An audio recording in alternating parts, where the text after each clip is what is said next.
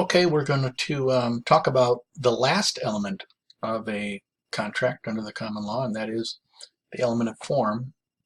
And really the question is what elements, oh, we got magical stuff going on, which, what kind of contracts need to be in writing? And so there's really 5 categories, as you can see here. And what I'm going to do is go through the categories one by one and give you maybe some examples and explain how each of those work. But the idea is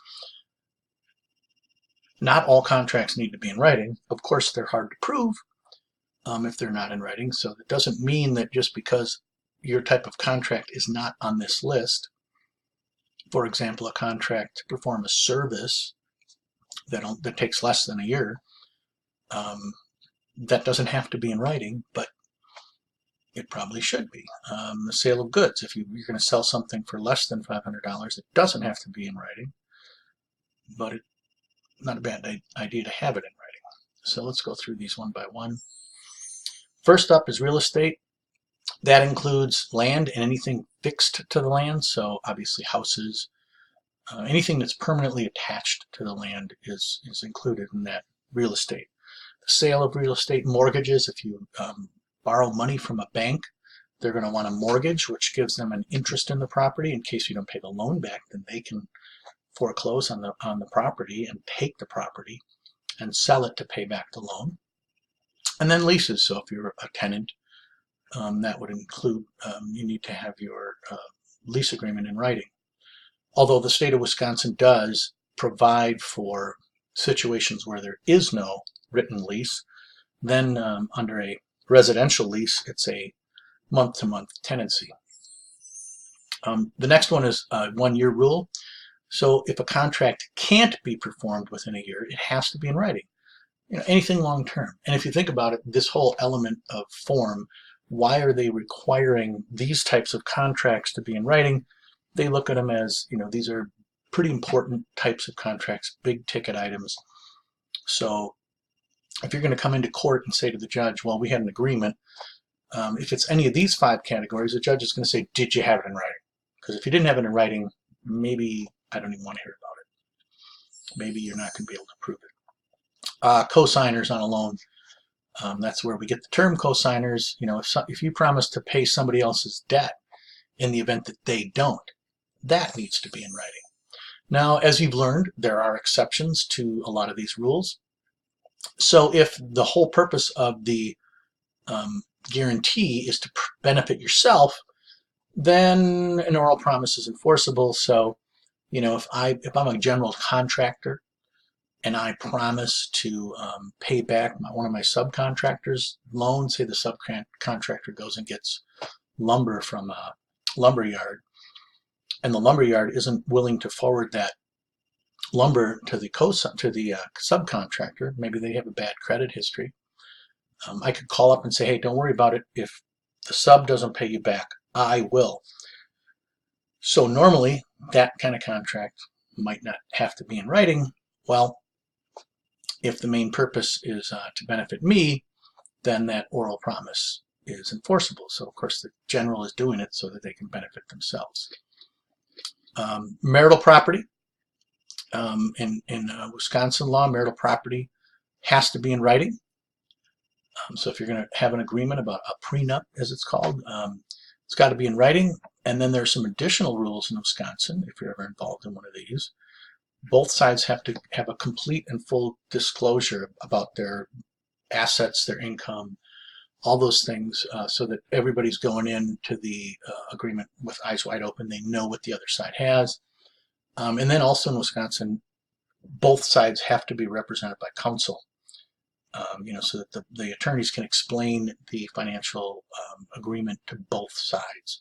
Each person has their own attorney, because sometimes you'll end up with situations where in the past, before this rule came into being, which by the way came into being as a result of case law, the party with all the money would buy the attorney to draft the agreement, and Wisconsin courts looked at that and said, no, we want each side to have their own attorney.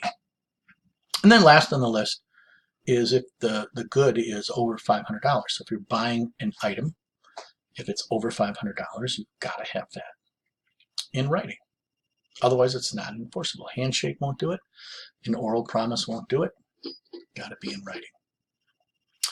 Now, there are some exceptions to this. So if you've got a type of contract that's supposed to be in writing, you can get out of that. And by the way, the statute of frauds is the original statute passed in England hundreds of years ago, where the court said these kind of not the courts actually, the Parliament of England said these types of contracts have to be in writing. So to prevent fraud in witnesses testifying that they heard it, they saw it, we're going to have it in writing. We're going to have it signed by the parties, and that way we can prove it up in court rather than just have witnesses and oral testimony on these big ticket items. So if there's been partial performance, if one party accepted part of a check, if one party took the goods and there was, you could use that evidence that you gave me the goods, and so even though it's more than $500, I haven't paid you yet. You can't rescind that contract, even though it's oral, because you actually delivered the goods to me. So that's an exception, basically, because you have some additional proof beyond just oral statements. Obviously, if somebody under oath admits that we had an agreement, that'll work. And then promissory estoppel, the idea there is I might be able to do that. I might be able to use estoppel if I can prove the promise, which might be hard, again, but if I can show that I relied on that promise to my detriment, and I have evidence of it, then I might be able to sue not for breach of contract, because again, the contract should have been in writing, but I might be able to use this promissory estoppel, doctrine, which is a way around agreements that don't meet the requirements of the common law of contract. They're missing something, but I can sue with promissory estoppel and say, you made a promise. It was reasonable for me to rely on that promise. I relied on it and I suffered harm. Situation where somebody promises, maybe real estate. I had a client once where she was promised part interest in property of her boyfriend, and the agreement was because she was an interior design, landscaping person, so she did all this work on his property, while they were living together, and then it didn't work out in the end. So he said, "You're out of my house," and she came to us and said, "Well, he made this promise that I was going to get half the house," and my first inclination was, well, it's real estate. It's not in writing. We don't have anything there. It's not a binding contract. But then we thought about estoppel, and we had some witnesses. People were aware of it. Some witnesses would have testified, "Oh yeah, we heard about it." At the end of the day, she got some money in a settlement for all the work she had done in his house. She didn't get an interest in the home. But we used promissory estoppel because his attorney's first response was, "It's real estate. Got to be in writing. You got no case." And we kind of pulled this promissory estoppel, said, "Well, we're going to try that." So rather than go to court over that, they gave us some money. So the next question is, well, okay, let's assume it has to be in writing. What is enough to equal a writing under the law? And it's a pretty low bar. The technical term, a written memorandum signed by the party against whom enforcement is sought. So if you think about that in terms of, so whoever's trying to enforce the agreement, I need the other side's signature as evidence that there was an agreement. So it doesn't have to be signed by me. There's some case law on that where the person who's suing to enforce the agreement may not have signed the contract well. The judge is going to accept the fact that you're suing as evidence that you agreed to it. So if I have the other side's signature, then I'm good. And then as far as what's enough of the writing, well, again, low bar, the essential terms. Real estate, that's probably a property address and an amount. And we could probably go into court then and argue, we have an agreement, it's written on a napkin. It doesn't have to be in a particular form. We wrote it on a napkin. The amount, the address, I've got the other side's signature. We're probably going to be able to enforce that contract. Additionally, it could be multiple. It doesn't have to be one document. It could be an email. Yeah, I'd like to sell my property at 123 4th Street. I send something back saying, how does, $250,000 sound? That's my offer. And the other side sends an email back. That's good. We got a deal. Now I have writings. The signature part is a little problematic, but if somebody signs an email, that usually works. It's sufficient to amount to a signature. And then we've also got something called the parole evidence rule, and it's related to this in the sense that if oral evidence, somebody tries to introduce oral evidence, and there is a written contract, let's assume there's a written contract in this case, and somebody says, well, I know what the contract says, but we discussed something in the contract, and so what we discussed is not exactly what's in the contract. You can see why this rule came about. If you're the judge, you're going to say, well, I'm not going to listen to you tell me what you said when I have a written document in front of me.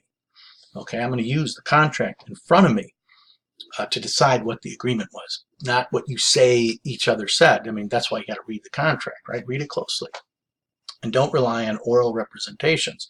Somebody makes an oral representation, then you need to include that into the contract. There's some exceptions. If we have a contract and then later we agreed to modify the contract, the judge will listen to your testimony on that. Again, how do you prove that? It's hard to prove. I mean, that's one of the bases upon which this whole theory of let's have things in writing came about. But a judge will listen to oral testimony on subsequent modifications. If you're trying to show the contract was void because you were threatened, or because you were intoxicated, then oral, because that'd be a voidable contract, right? Then oral testimony is allowed to show that the contract, you're not trying to enforce something, you're not trying to modify it, you're saying this contract is void. If there's a term that could be interpreted more than one way, then the judge will actually say, well, what did you talk about this term? And if you're then able to say, well, we discussed that particular term and here's what we said about it. Again, hard to prove. So if there's an ambiguous term in a contract, generally the rule is let's get that term out and let's get an unambiguous term into the contract. On the last one, if it's lacking some essential terms, I've never been a fan of this exception because it doesn't make sense to me in the sense that if you don't have essential terms, then we don't have a valid offer. So I struggle with that one. But it's there. And then if obviously there's something like, it was supposed to be 50,000 and it only says 5, and that's clear that the item, was not worth only 5, you can argue that that's a clerical error. We agreed to 50. So, just because there's a 0 left off, someone can't say, aha, I only have to pay you 5,000 instead of 50. But I wouldn't want to be in that boat, right? You don't want to be in that boat where you're arguing gross clerical error. So that's really it. That's really, the degree to which we dig into the element of form.